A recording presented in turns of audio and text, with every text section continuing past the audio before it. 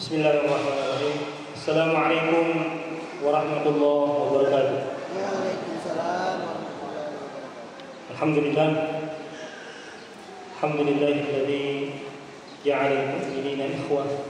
Asyhadu an la ilaha illallah wahdahu la syarika lah. Wa asyhadu anna Muhammadan 'abduhu wa rasuluhu. Ballagha ar-risalah wa adda al-amanah wa nasaha al-ummah. Allahumma salli ala khairil bariyah wa ala alihi wa sahbihi wa mawalah. Amma ba'd. Yang saya hormati Ustaz Kiai Haji Nasbi Ansyad LCMA.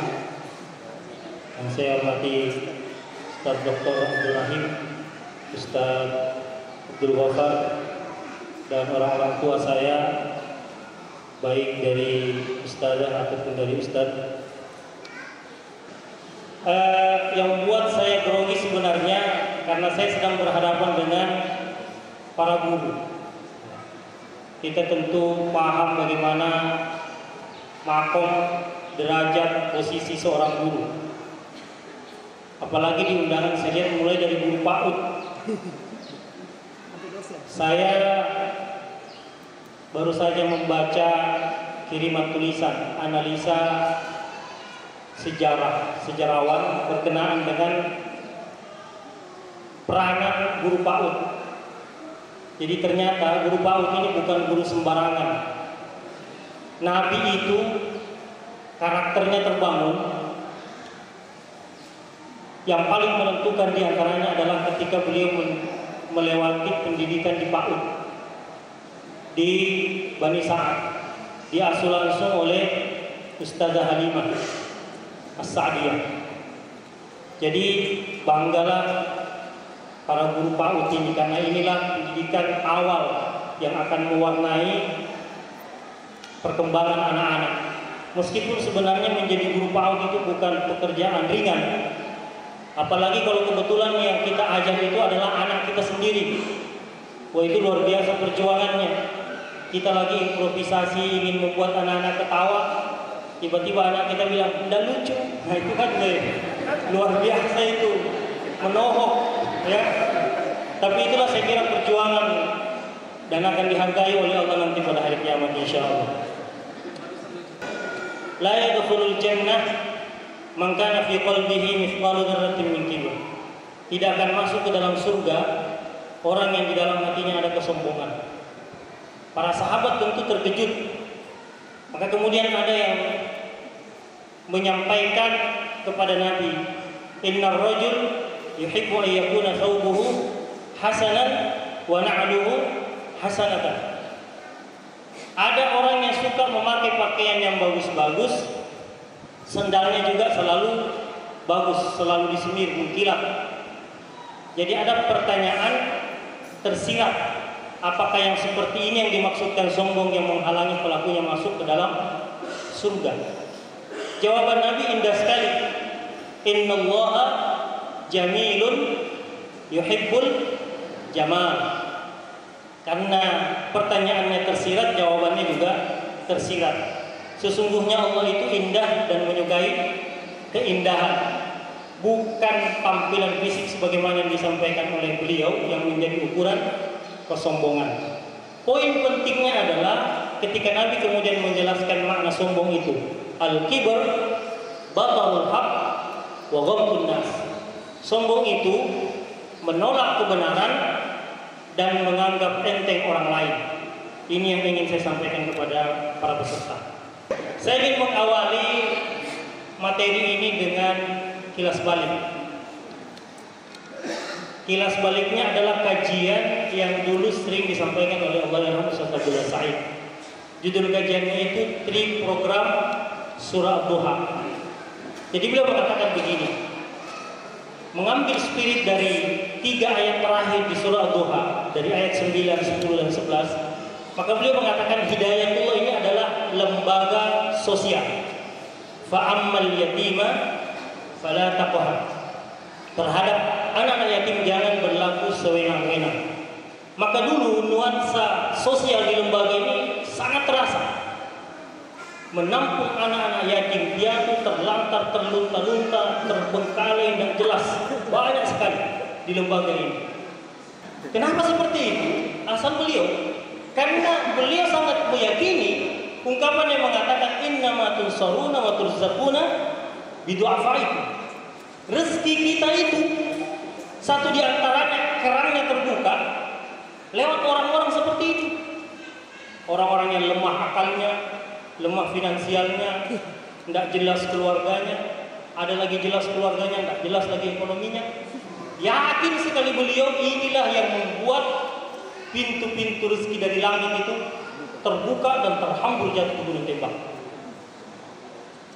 Yang kedua, beliau mengatakan bahwa Hidayatullah ini adalah lembaga pendidikan, mengambil spirit ayat wa ammas sa'ila fala tanhar. Terhadap orang yang meminta-minta jangan dihardik. Ustaz Tasmi tahu as-sa'id itu maknanya di samping meminta-minta dalam makna pengemis, ya, di pinggir jalan 1000 Pak, 1000 Pak. Itu juga as-sa'id. Tapi as-sa'id juga bermakna bertanya. Saya dengar ibu-ibu itu sedang menghafal hadis Arba'in An-Nawawi 20. Di hadis kedua kan ada mal mas'ul bi'a'lama minas sa'il. As-sa'il di sini artinya bertanya. Artinya orang ini mau belajar, ya, mau menuntut ilmu. Maka terasa sekali pada waktu itu nuansa pendidikan di Gunung Tembak. Belajar di mana saja. Memang alokasi waktu belajar di kelas itu lebih sedikit. Guru saya, Ustadz Sabar, ya, itu kan beliau sebenarnya basicnya kalau tidak salah petani. Sampai di Gunung Tembak disuruh ngajar. Jadi kalau beliau masuk kelas itu kadang-kadang nulis 5 pertanyaan yang dia yakin tidak ada yang bisa jawab. Kemudian dia bilang begini, silakan dijawab. Kalau tidak bisa kita ke kebun bekerja. Ya memang kita dasarnya tidak suka di kelas. Karena kalau di kebun kan banyak yang bisa kita nikmati. Ada kates, ada singkong. Sementara kalau di kelas kita lebih banyak ngantuknya. Ya. Di masjid juga ada terasa nuansa pendidikannya. Ceramah itu sebenarnya, ceramah itu simbol. Hakikatnya kita sedang belajar. Maka banyak sekali pemandangan di mimbar dulu, apalagi kalau Allah yarham yang imam sholat, kemudian kita yang dapat giliran kultum. Innalillah. Itu siksaannya luar biasa. Kadang-kadang tidak bisa konsentrasi kita antara kalimat yang keluar dari mulut kita dengan yang ada di kepala. Saya tidak akan menyebut nama, insya Allah. Karena ada beberapa yang masih ada di sini. Ada santri ceramah begini. Dia mau bilang bersyukurlah kita karena kita bisa melaksanakan sholat zuhur secara berjamaah.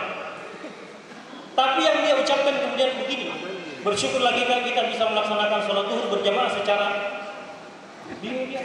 Tidak mungkin sholat zuhur berjamaah secara berjamaah. Dia ulang lagi, bersyukurlah kita bisa melaksanakan sholat zuhur berjamaah secara. Itu santri-santri yang nakal, dia lanjutkanlah secara bersama-sama, secara rame-rame. Karena gugup proses pembelajaran. Yang ketiga, beliau mengatakan Hidayatullah ini adalah lembaga dakwah. Wa amma bi ni'mati rabbika fahaddits. Terhadap nikmat Tuhanmu, nikmat Tuhan yang kau sudah rasakan di Gunung Tembak, nikmat berquran, nikmat berislam, nikmat berukhuwah, itu sampaikan juga kepada orang lain. Saya beberapa hari yang lalu, beberapa waktu yang lalu, Ustaz Yusuf Raji menyampaikan pengalaman beliau berceramah. Saya baru dengar, wallahu a'lam apa sudah disampaikan di Gunung Tembak atau belum. Beliau mengatakan saya pernah ditugaskan oleh Raham ceramah di daerah Manggar. Ketika saya salam, satu persatu jamaah keluar. Tapi karena memang motivasinya taat kepada pimpinan, laksanakan amanah, ceramah tetap dilaksanakan. Walaupun yang mendengar tinggal 1 orang. Ceramah kalau beliau dengan semangat. Selesai ceramah, beliau datangi ke jamaah. Pak, gimana kabarnya Pak? Apa bilangnya Pak? Kenapa nak? Nyari-nyari nak? Saya tidak terlalu bagus pendengaran saya. Innalillah. Jadi selama saya ceramahnya 1 orang tuli-tuli lagi. Luar biasa. Saya kira kita belum pernah ada yang mengalami pengalaman spirit seperti itu. Itulah semangat dakwah. Jadi Hidayatullah dikatakan lembaga sosial, betul. Lembaga pendidikan, benar. Lembaga dakwah memang memang seperti itu adanya. Cuma kemudian beliau mengatakan, Hidayatullah ini ruhnya itu adalah lembaga perjuangan. Program sosial motivasinya jihad. Kita sebagai guru mengajar itu motivasinya jihad, perjuangan. Maka jangan heran ya, guru-guru itu kan disebut pahlawan tanpa tanda jasa. Tapi kalau di Gunung Tembak ini kadang-kadang guru-guru itu pahlawan tanpa tanda-tanda kehidupan. Akhir bulan natura belum dibagikan, pas dibagikan habis untuk bayar utang, cicilan di mana-mana. Ya karena memang perjuangan, ya perjuangan. Beliau tadi mengatakan jadi guru di Depok 2016, bayangkan ini kan baru berapa tahun yang lalu. Bayangkanlah tahun 80-an bagaimana guru itu. Ya, tidak usah bicara nominal. Jadi beliau mengatakan, kita masuk ke lembaga ini memang harus jual diri. Kalau sudah jual diri, mau dimutasi jangan jual mahal. Karena memang sudah jual diri. Nggak usah khawatir dimutasi dari satu departemen ke departemen lain. Dulu ditugaskan dari Sumatera ke Papua. Itu bukan sekedar antar departemen dari misalnya UM pindah ke SMA, dari SMA pindah ke dari dosen pindah ke PAUD. Nggak masalah. Saya kan tugas dosen, masa langsung ngajar PAUD jauhnya? Ya memang seperti itulah. Karena prinsipnya jangan kan kita pindah departemen, pindah daerah, pindah alam saja kita harus siap. Dari alam dunia ke alam kubur. Kan mutasi untuk selama-lamanya. Ya. Jadi memang dari awal doktrin Allahyarham itu melebur diri. Ya, tidak ada lagi pikiran-pikiran macam-macam mau masuk PNS, mau masuk PNS. Ini kan dulu ya. Ijazahnya saja dibakar. Habis itu baru dicari lagi. Ternyata berguna ya. Doktrinnya dulu Allahyarham kalau sudah al-alah, pokoknya al-alah. Itu doktrinnya kuat sekali. Tidak ada lagi pikiran macam-macam. Sudah jual diri di lembaga. Siapa yang beli? Allah. Innallaha ashtara minal mu'minina anfusahum wa amwalahum bi anna lahumul jannah. Harganya surga. Jadi poin pertama yang ingin saya sampaikan bahwa kehadiran kita di lembaga ini dengan segala kekurangannya tentunya, bahwa kita memang masuk ke sini untuk berjuang, bukan sekedar untuk menjadi guru, bukan sekedar untuk menjadi ketua yayasan dan seterusnya. Poin kedua yang saya sampaikan, ungkapan masyhur dari salah seorang kiai di Gontor, Dr. Kiai Haji Syukri Zarkawi. Zarkasi. Beda-beda dikit tak apa-apa. Beliau mengatakan, at-tariqatu ahammu min ad-dirasah. Mungkin kita sudah sering mendengar ini. Ad-dirasah ya atau al-maddah itu memang syai'un muhimmun fi dirasah. Dia adalah sesuatu yang sangat urgent dalam sebuah proses pembelajaran. Tapi beliau mengatakan at-tariqatu ahammu min al-maddah. Metode cara mengajar itu lebih penting daripada pelajarannya itu sendiri. Jadi biar bagaimana bagusnya pelajaran, kalau cara menyampaikannya tidak menyenangkan, tidak efektif, tidak direncanakan sebelumnya, tidak akan mungkin pelajaran itu tasak di kepalanya murid-murid.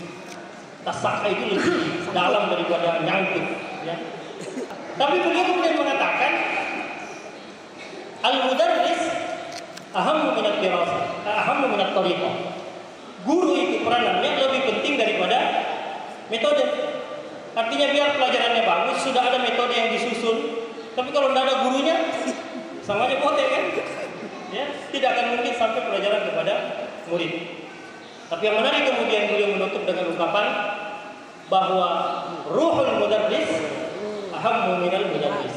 Spirit guru itu lebih penting, lebih utama daripada guru itu sendiri. Nah, tadi beliau sudah mengambil contoh-contoh sederhana. Saya bisa membayangkan kalau guru itu pergi mengajar, sudah diawali dengan berwudu, malamnya sudah sholat lain, dan sudah bermunajat kepada Allah mendoakan murid-muridnya yang bermasalah.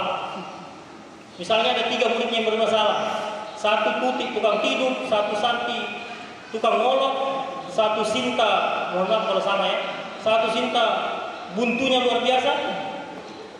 Malamnya sudah dia doakan, ya Allah, tolong berilah hidayah kepada 3 murid saya ini, ya Allah. Ya, Engkau lah yang bisa memasukkan ilmu kepada mereka. Saya hanya menjadi asbab saja. Masuk. Luar biasa itu pengaruhnya. Tapi kalau memang sekedar niatnya menggugurkan kewajiban, hambat. Masuk kelas langsung baca absen. Tuti, Abiro, Sinta, Marido, Santi, Innalillah. Udah meninggal, ya.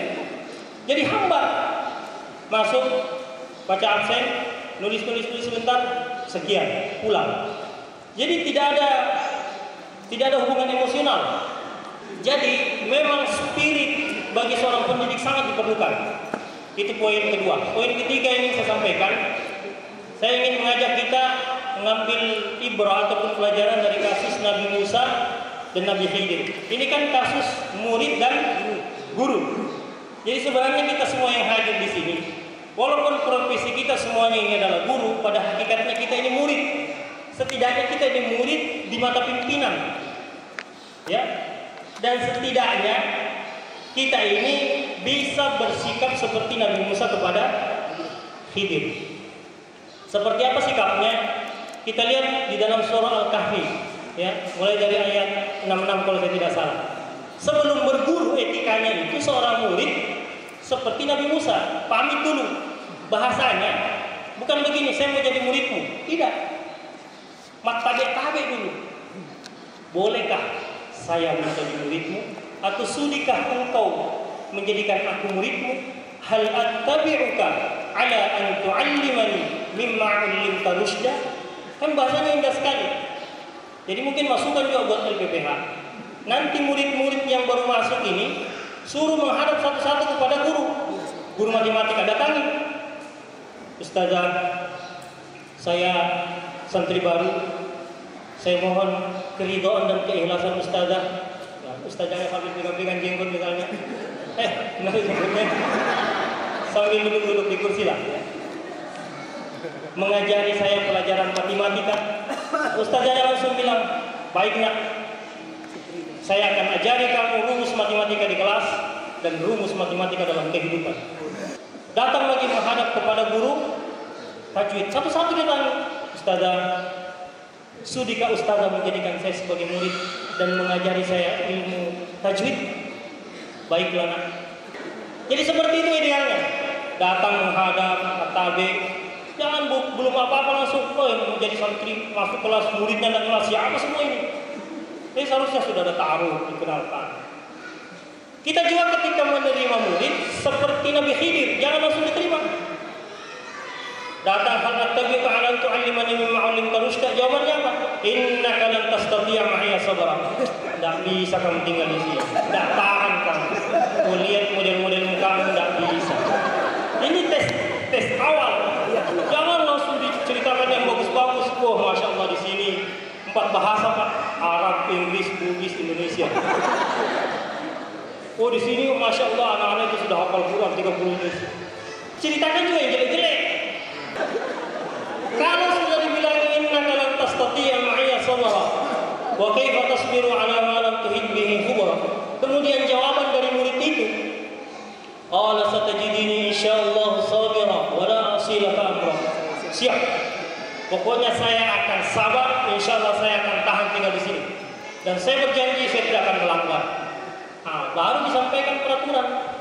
Qala fa in ittaba'tani fala tas'alni an syai'in hatta uhditha laka minhu dzikra. Oke, peraturannya begini. Kalau Khidir dan Nabi Musa kan satu saja peraturannya, tidak boleh bertanya, tidak boleh protes, tidak boleh interupsi, tidak boleh mengeluh. Itu saja. Kalau santri di sini ya, mungkin kita sebutkanlah peraturan. Hatta uhditha laka minhu dzikra, sampai ada klarifikasi resmi dari yayasan. Kenapa kebijakan ini dibuat? Kita kan sudah guru, sudah tua, ngapain lagi disuruh menghafal 20 hadis 40, sudah belepotan mulut. Ya, faman kanat hijratuhu lidunyan yusibuha wa imratin yang kikuka. Enggak bisa betul lolos, ya. Ikuti saja, insya Allah manfaatnya, gunanya kebijakan ini akan dijelaskan nanti oleh ketua yayasan atau ketua MP3 ya istilahnya. MP3. Ya, seperti itulah. Ya, jadi kita ini mengikuti kebijakan aturan, jangan banyak protes. Ya, jangan banyak protes. Karena memang yang dilihat oleh pimpinan itu lebih banyak daripada yang kita lihat, karena pimpinan di atas. Coba aja naik ke atas masjid, langsung kelihatan semua. Kita yang di bawah, kita nggak lihat yang di sebelah pagar itu apa yang terjadi. Kalau pimpinan sudah lihat, oh iya, yang di pagar itu pindah ke sana, itu yang di UM pindah ke Papua. Papua, iya Papua. Atau saya mau pindahkan ke Alanggoy. Jadi sebagai seorang murid di hadapan pimpinan, di hadapan ketua yayasan atau di hadapan pemangku amanah, seperti itulah sikap kita. Tapi yang kemudian menarik juga, kita sebagai pendidik, ketika murid melakukan pelanggaran seperti yang dilakukan Musa, karena baru satu program yang dibuat oleh Khidir itu langsung melanggar Musa. Antalaqa hatta idza raqiba bis safinati kharaqa. Baru naik perahu dirusak. Kesepakatannya tidak boleh bertanya, tidak boleh protes, tidak boleh mengeluh, tidak boleh interupsi. Ini Musa langsung lupa. Kamu mau buat kita tenggelam? Sederhana saja jawaban Khidir. Qala alam aqul innaka lan tastati'a ma'iya sabra. Sudah aku bilang, kamu tidak bisa sabar. Tapi tidak langsung dipecat. Dikasih kesempatan lagi. Ketemu anak kecil dibunuh, protes lagi. Nanti setelah SP1, SP2, ini kan SP1 ini pertama, SP2 yang kedua, baru kemudian Musa juga mengakui. Qala in sa'altuka an syai'in ba'daha fala tusahibni. Oke. Sekali lagi kamu melanggar, itu kalau kita ya, kalau Musa kan Musa yang buat pengakuan. Tinggalkan kampus ini dengan membawa pakaian yang melekat di badan saja. Jadi nanti 3 kali melanggar, barulah diberikan punishment, diberikan pemutusan. Ya. Tapi kalau baru 1 kali kasih melakukan kesalahan, berikan dulu kesempatan untuk dia bertobat, memperbaiki diri. Ya. Walaupun kita di pesantren ini dalam aplikasinya tidak seperti itu persis, bahwa kalau sudah 2 kali melanggar, ketiganya pasti diteropong. Tapi setidaknya ada tahapan-tahapan. Saya jangan langsung dihukum Papua, jangan. Ke mana dulu misalnya? Ke Grogot. Dulu kan Grogot itu disebut Nusa Kambangannya Hidayatullah. Sekarang sih sudah bagus Grogot. Dulu kalau dengar Grogot Grogot, itu berarti pelanggarannya berat dan tidak terlalu diharap lagi bisa kembali. Kalau pun kembali, alhamdulillah, syukur. Mohon maaf apabila taufiq wal hidayah. Assalamualaikum warahmatullahi wabarakatuh.